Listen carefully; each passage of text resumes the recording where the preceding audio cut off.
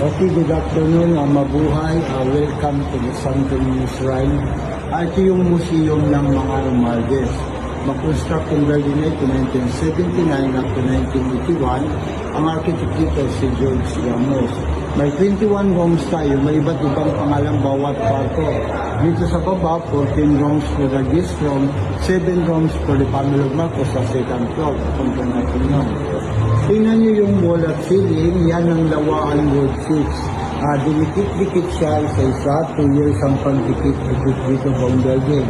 At Santo Niño, dahil yung pista ng Tacloban, laging minimisan ito sa June 30. Ang Santo Niño, made of ivory, galing ng Italy. Dito may mga santos dito. Ito yung kapangalan sa parents ni Madam, Senior San Vicente de Ferrer, kasi yung tatay ni Merda, ito yung pangalan. Dito naman sa kaliwa, Marisa, Senyora del Remedios, kasi yung nanay ni Madam, is Remedios yung pangalan. Hindi ito mang simbahan, ito yung chapel lang sa naman. So, kung gusto nyo picture, yung natin dito, pwede na ito sito. Mayroon ako na picture. Ang ina-allowed lang namin dito yung picture namin, pero yung video, hindi yung video na parang slide lang yung video. Hindi na-allowed yung yung grade yung pag-video. Kung sabihan mo nakaka-confide rin yan. Kasi may mga CCTV na pag nakita doon ng video, inamin nila. Sabihan mo lang ako kung saan ang pwede at ang hindi. So, Ito ma'am, Sampagita. Sampagita.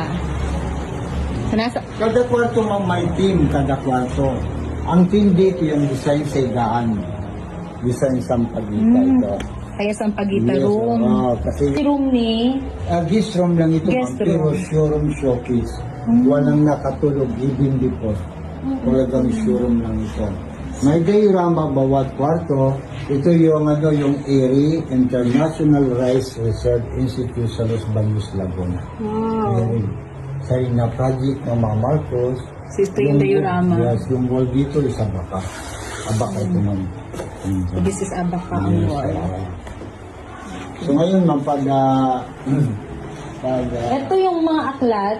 yung aklat ma'am, yan ang ginagawa ng ipinanong President Marcos. Yan ang binabasa niya. Ito yung mga aklat ni Oo, President pag Marcos. pupunta dito si Marcos noon, din maglilibot, din matipuhan yung isang aklat, kukunin niya yan, pupunta yan sa kwarto niya. Doon magbabasa siya.